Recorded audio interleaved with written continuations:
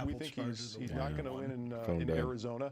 And he may. I'll go plug it in the but car for a little those bit, states are sort of out there. If he loses those states, he's in a tough position. Pennsylvania obviously continues to be decisive. I think Georgia still surprises me a little bit, given what else has happened. That Georgia is still a possibility for Biden. And Arizona basically ended up exactly where it was polling.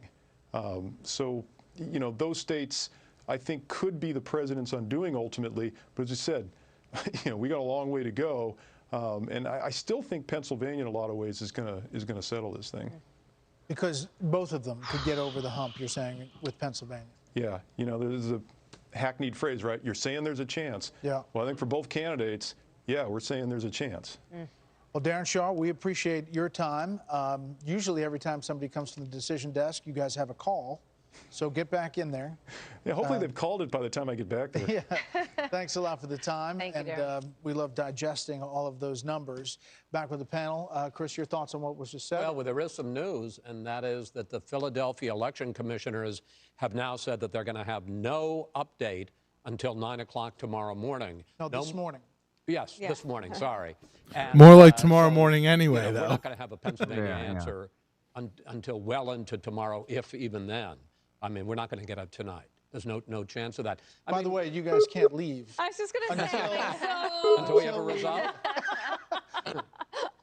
But you look at that was these the news. states, and we're down to counting individual votes, and it's completely up for grabs. The presidency of the United States is completely up for grabs. We're going to have to cut. The polling goes out. The voter profile analysis gets out. It goes down to counting individual votes, and we will know when we know. And my guess is we probably won't even know tomorrow. I mean, with the Pennsylvania, and remember, in a lot of these states, I mean, in Pennsylvania, they can count ballots unless there's a change in the court situation that have a postmark of today until Friday. In North Carolina, they could count ballots that have a postmark of today until November 12th. So this could go on for a while. Well, and not probably only will. that, but you have, as I mentioned before, these absentee ballot requests and then the absentee ballots that came back. Hey, Russ. And there are hundreds of Yes. thousands in each one of these states that We've got didn't come no, back. But they would have to be No maps postmarked by today. Or No what? maybe not in Pennsylvania if it's Those a maps? smudge and it looks like Yeah, you want it to see the says maps? November 3rd. I'll take a look. Why not? Let's see if anything's updated as far as Let's put these Wisconsin or Michigan. 86 reporting in Wisconsin. We could get a call on Wisconsin tonight, no? Look at this. Look at this. Look how close it is. It's within 10. Oh, that's bad news. These are good news. How many reporting in Nevada? Nevada says 65% reporting. He's down by less than 100,000, though.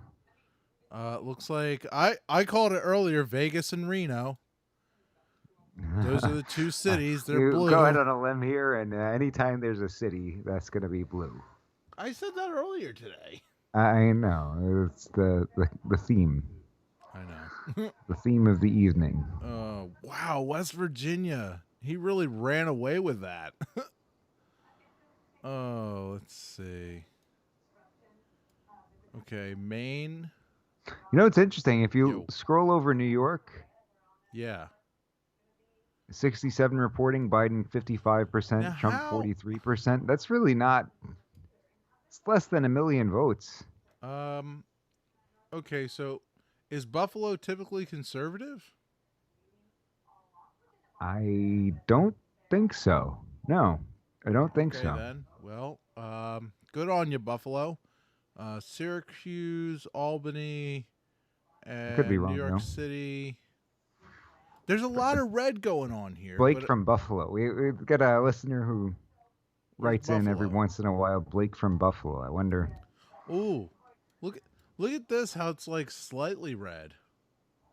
Is that still like part of New That's- York, or is that New Jersey? It's Long Island. Long Island. And then you see that little red I get dot it because down it's a there, Long Island, right? Yeah, that's not New York City. But see that little red? That's Staten Island. That's where Mike G went to high school, and Mike G's parents Okay, it's reside. like a little conservative bubble. That's right. That's all it is. It's a little conservative island. Let's see how Jersey did. Oh God. Okay, so Oh man. up in Sussex, I used to live in Sussex County, which is North Jersey, Republican stronghold. And you see how that's a lot of red in New York, no? Yeah, but I imagine all the population is in these blue cities. Well, there's and 10 whatever million, this place roughly is. It's less than that at this point because people have gone away. But in its day, in its peak, New York's got roughly 10 million residents in the city. So with that many, let's take a look at this. They're talking about the votes being counted. No, look at the amount of votes that have been counted in New York, though. In New York, let's see. Oh. Okay, New York. Total amount is like 6 million. Yeah, 6 That's million. fewer than the amount of residents in New York City. That much I'd be willing to bet. Great. Great. So New York. So why even bother having the rest of New York vote when New York City could just flip the entire state? Why doesn't New York City just create their own place? Yeah, right. Like just separate it.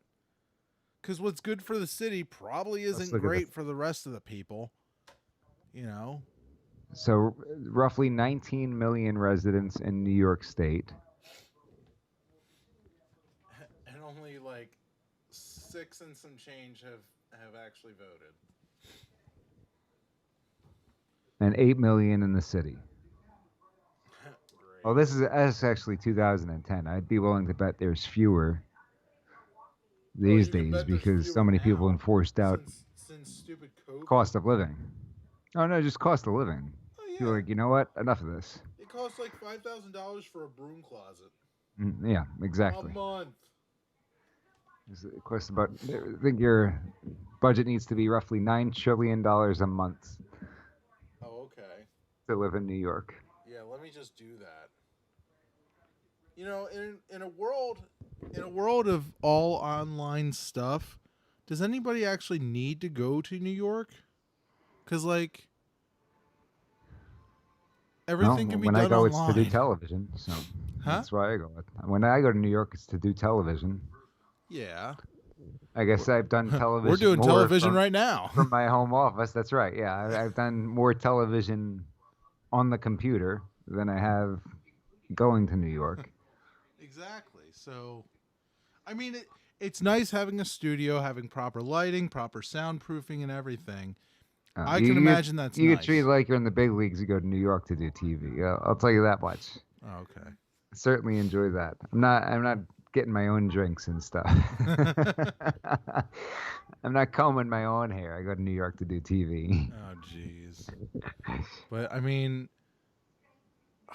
Trump's behind by only 9.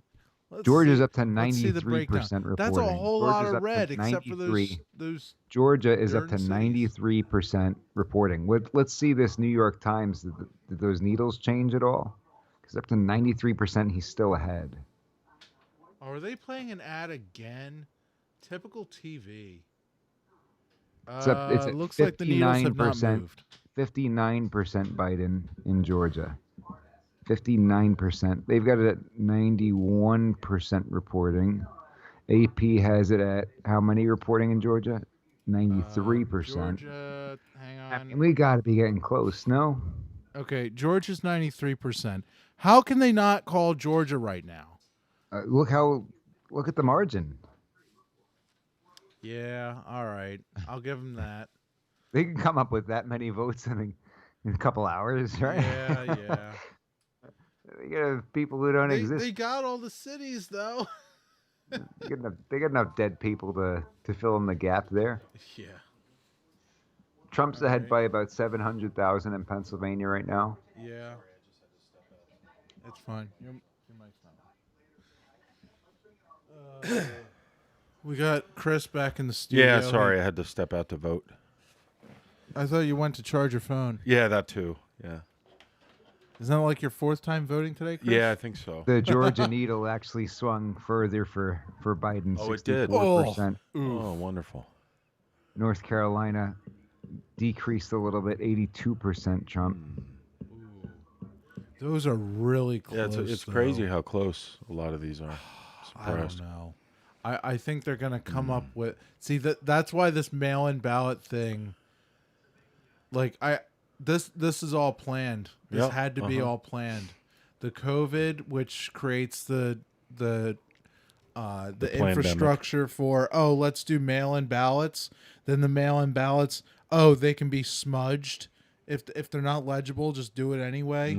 And then, oh, it's really close. How many smudged mail-in forged ballots do we need to put Biden over the edge? Was Trump coming out to make a statement? I don't know. They said that they could.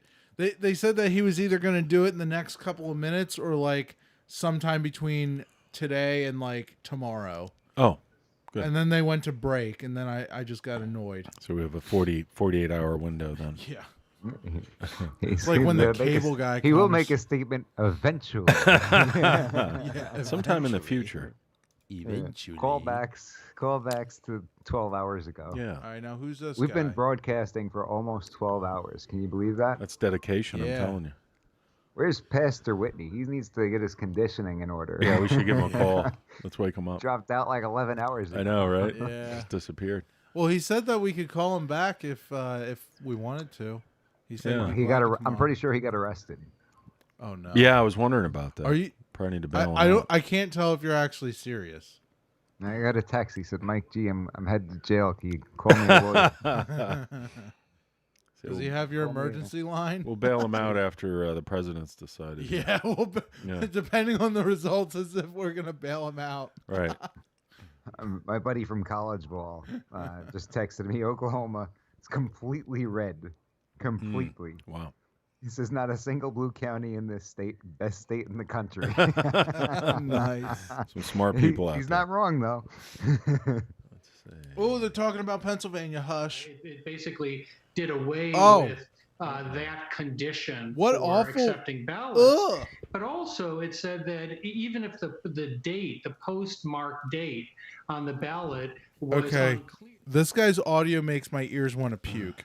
to the voter, all of that really begs for challenges. And this is not like, in 2016, we were up this late. I was up with you this late. Is this guy on the toilet? But this reminds me so. more of 2000. I mean, it has that feeling, and it's not a Oh, good here, feeling. let me go somewhere quiet and about it. secluded to talk on, Andy on McCarthy, TV. Oh, I know, when you the look at how bathroom. this is stacking up tonight and the potential litigation that could come into play in Pennsylvania and perhaps even Too early in to call other PA. states, what's your take? MIWI. Well, I agree with Jonathan that it's a mess, but what's really infuriating is that it was an avoidable mess. I started writing out, I'm hardly the only one, This guy in the needs middle a of wig. October, imploring that the Supreme Court needed to decide this before the election. Because if they decided before the election, it would simply be to dictate or to set what the rules of the voting tabulation in Pennsylvania would be. Whereas if they waited until after the election, They'd it be would look deciding like it. the court was deciding the election, which, as Chris Wallace said before, the court shouldn't want that, doesn't want that, the country Yeah, shouldn't that's want actually- that. this is a pretty so good I think point, if they no? Yeah. if It's they a had mess. taken this case beforehand, as they should have, we wouldn't be in this position now. Everybody knows and I the think rules Chief going Justice into a game. Roberts Yeah, it now. should made be a that very way. risky No, bet, and we're going to throw which away was some that of these maybe they things. could dodge this bullet completely. And, the reason that's pushing all the chips to the middle of the table is there was a very good chance that Pennsylvania would end up being decisive. And Andy, can you here just we are. remind everybody, was that a 4-4 decision? Yes. Well, there's been two decisions. It came to the court first on the basis of a stay. They were asking for the state Supreme Court's rewrite of the rules to be stayed.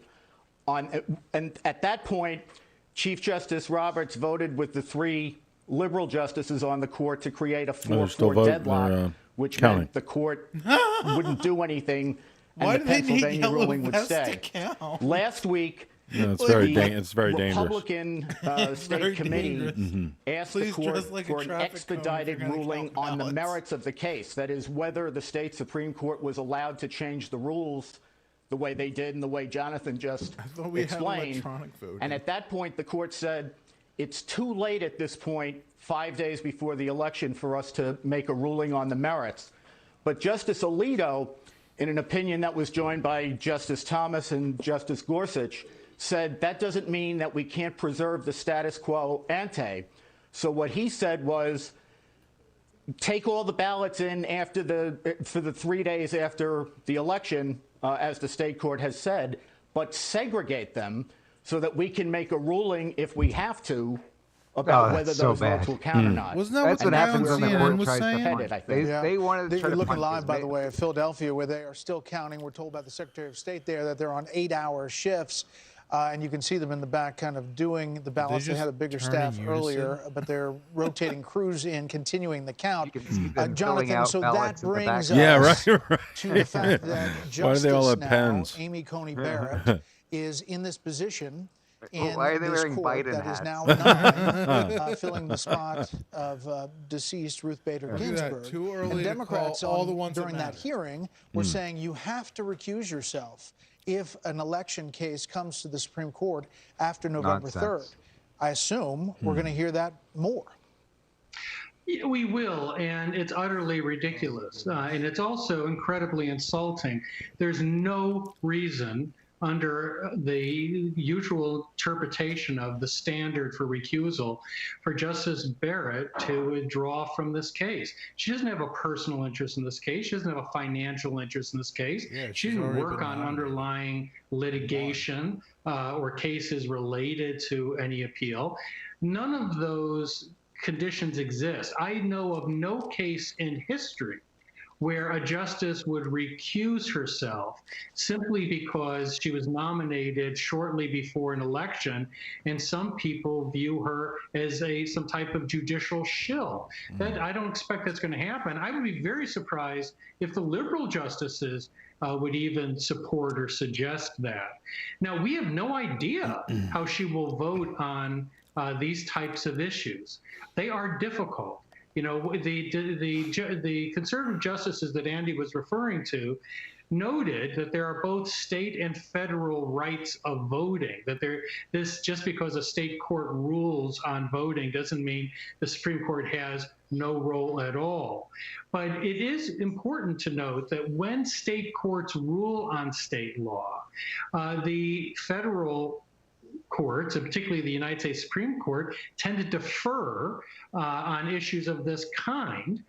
So there's a difference, you know. So Wisconsin had a case go before the Supreme Court that was decided by a federal court, and Roberts joined the conservatives in rejecting that extension and said that that federal judge was using a form of federal intervention into state law. But when a state ruling came up, Roberts had a bit of a sticker shock and said that he felt he would leave it as it stood. So nothing has truly been resolved in many of these contests. We started yesterday in the red zone. That's the difference from from past presidential elections. We usually get to litigation at some point by the end of the day. We were already triggering or seeing these lawsuits triggered in each of these swing states. Now, many of those cases are placeholders. You bring the challenge in case the vote is closed, and you have a foundation to try to challenge the results. But we have a lot of challenges, including one out of D.C., where the United States Postal Service failed to comply with an order of a federal judge to do a nationwide search. Judge Sullivan. Yeah, and that judge is Judge Sullivan, who many conservatives Mike, looks feel like is Allentown flipped to red. Trump administration. So that could be That's very interesting. Lehigh County, even Jonathan, that's Northampton County to the right. That's red. Yeah, that was blue earlier. I think he's in the lead by like 700,000. Democrats felt Yeah. that their Yeah, PR yeah, message 700,000. Almost Yeah, exactly. was pretty that good. you have to continue to So of those There's 900,000, over 1 million that are outstanding, right? Oh, According to our dude. source. That's what they were saying, yeah. According to so our source. Biden would have to get almost all of those. Sure, count every vote, but Republicans in some So cases are going to be yeah, saying, he's "No, pulling stop ahead the quite a vote." bit. That's right. And when you hear that North line, Carolina, some I of us think who were that involved in either that or covering Georgia was the one that 2000 changed crawl in into front of fetal me. positions because it is it's a real nightmare. And part of the problem, by the way, of these challenges in places like Nevada, the Republicans are arguing talking that about the way that ballots are being handled is going to 110,000-ish? make it difficult for them to essentially walk this cat backwards, to try to look at balloting that might be improper. So there are layers of challenges. I think he's going to take I'm going to call it Trump takes Wisconsin. Trump takes Michigan, maybe, because that's only 65% reporting. We're talking about millions of ballots that have come into we have these inside polling information that centers says there's in about a a fairly million-ish novel and new way. votes, It's not that mail-in you know, voting floating is around new. out there in It's just Pennsylvania. voting Biden to would have to this take almost all of degree them. is new in Let me read it again. You know, Yeah, about 80% of them. There are about 900,000 mail-in ballots to count. Okay. Plus an unknown number of provisional ballots. Oh. And an unknown number of mail-in ballots that may come in within the next 3 days. Unknown. And still be counted so long as they're postmarked election day or earlier. Which could be manipulated pretty easily, too. Meaning there's a million sitting there. There's at least a million sitting there. And then an unknown number on top of that. Because think about it. How many votes add up Pennsylvania? Right? That's 4.7 million. You want me to just use a calculator then? I mean, there's roughly 13 million residents in Pennsylvania. So how many are of legal voting age, you think? The calculator's in the way. Hang on. So we got 2745177. 2745177 plus. Wait, no. What? Why is it plussing on the? Stupid calculator. All right, so 2745177. All right, and then plus what's this? 2043495. Oops. What's going on with Nevada? No good? 2743. What was it? 495. Whoops. Hang on. I'm messing up numbers here. With Nevada, you've got 67% reporting, 549 for Biden, and 519 for Trump. Okay, I mean, that's not. That's not a lot. Outrageous. That's within reason, right? Yeah. Yeah, we could take that, probably, maybe, sort of. All right, so I added up for the ones in Pennsylvania. No. Huh? I added up the ones in Pennsylvania. We got this many, which should be shared on your screen, Mike. Or is it backwards? Because it looks backwards here. I don't know if there's a setting in the camera that can make me like flip it. I don't know.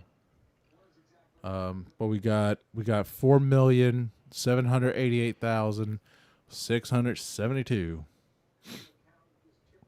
and they're saying that that's 64%. Huh.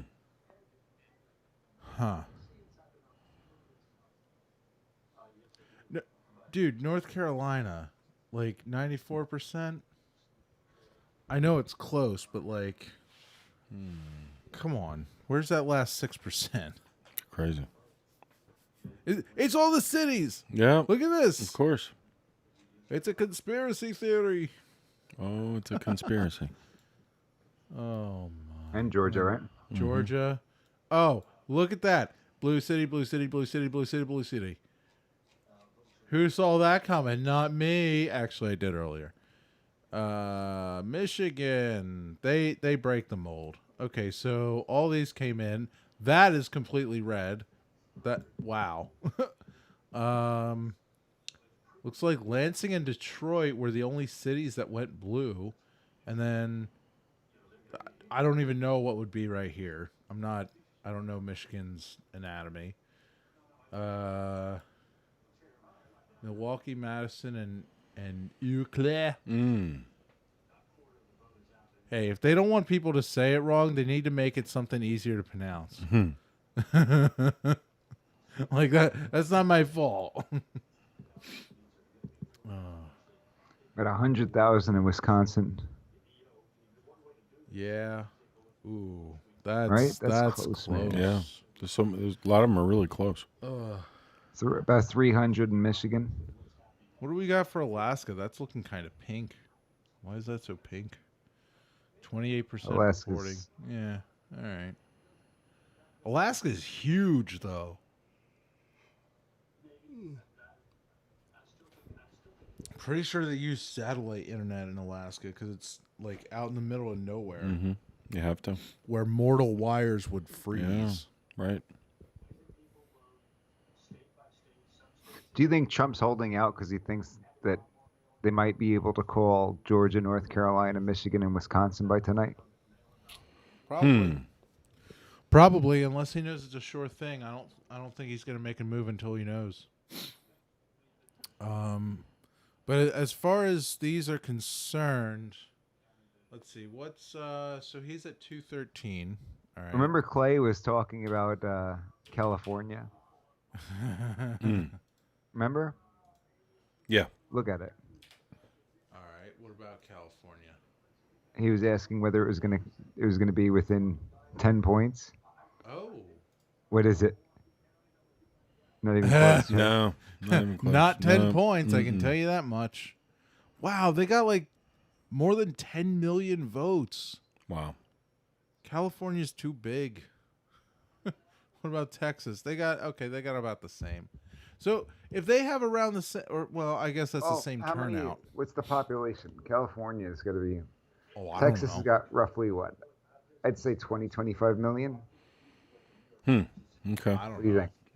Sounds about right. It's a Ooh. lot of people. It just 29 million in changed. Texas. Okay. I was actually wrong. All right. California population. What do you think? I don't know. You ruined my train Of where? thought. California? 39 million. Wow. It's crazy. 39.5 million people in California. Now, California is a large state, you know. Mhm. Big difference between San Diego and San Francisco. Yeah. San Diego and Sacramento. You get even further north than that. I don't think people realize Sacramento is not even. It's not the end of the line over there. Mm-hmm. You go top to bottom. That's a lot of land. It's like think about driving the entire Guys. East Coast, right? Right. Guys. Think about driving Philadelphia down to, You to ready? Georgia, let's say. Not counting Alaska, because I forgot. The ones, so if we win not Pennsylvania, but the rest of the red ones, then Trump wins. Yeah, we knew that. Oh. Sorry, I'm associated with the Associated Slowpokes. Yeah. It's okay. I'm just figuring this out now. No, that would put him at exactly 270. But if we factor in Alaska, that's 273. Not the huge landslide that we had last time, but still a victory. And if I'm not mistaken, I said that it was going to be Trump wins the college and Biden wins the popular. What do we got? Exactly that if Trump wins. George is having problems, guys. Oh yeah. Oh, of New York course they Times are. got him How 64%. Who? George. 64% George. Georgia. Crazy. Got close to this. Hold on. You know, George, the guy. The thing. Oh man. Wow. They just issued a 5-minute warning for Trump's speech. Oh, okay. All right. Good. What channel's that? The Big Fox? The Big Fox. Big Fox. All right, let's leave that alone. They said 5-minute warning, so we don't have to listen to. Oh, okay. Oh, look, they're doing what I was just doing. Let's turn them up. Rural northern Michigan. We're just looking at DeKalb here, right? I mean, they said they had a bit of a problem counting. It looks like they're counting pretty much right now at the moment here. Yeah. Carl, thank you, sir. I'll let you get back to the internet and all that stuff that you look up and find that we can't. Thank you, sir. Back downstairs. All right, Bill and Carl, thank you. Let's head over to John Roberts at the White House. Must We're be nice hearing to have there a is a multi-level 5-minute studio. warning for President Trump to speak to reporters and the nation. John, can you hear us? Yeah. Hey, Brett. Yeah, the press pool was just called in. That's what they call the head-on camera that you can see there. So I'm just looking at the screen so I can tell what's going on. The president will be coming down in a minute. We do, well, more like 4 minutes. We don't know exactly what it is that he's going to say, but we can get an indication from his tweets recently. He said, I'll be making a big statement tonight about an hour ago, a big win, the president calls it. And then in a tweet that was flagged by Twitter for potentially containing erroneous or misleading information. He said, "We are up big, but they are trying to steal the election. We will never let them do it. Votes cannot be cast after the polls are closed." We saw Joe Biden come out not long ago. Immediately the president tweeted big win. Joe Biden tweeted that it's not up to the president, it's right. Joe Biden to declare who wins the election. It's up to the voters to do that. Draws attention to it, I expect that the president will probably thank the people who are there in the East Room. He'll say that they're doing well. If you look at some of the projections, Georgia, according to one projection I looked at, is now projected to be in the Biden column, which means that if the president were to lose Georgia, he would have to run the table of North Carolina, Pennsylvania, Michigan, and Wisconsin in order to get above 270 votes. Otherwise, the election goes to Joe Biden, who would come in with about 270, 271. So the president's got to hope that those early numbers in Georgia last and that nothing crazy happens in Pennsylvania, because nothing crazy happens in North Carolina, because when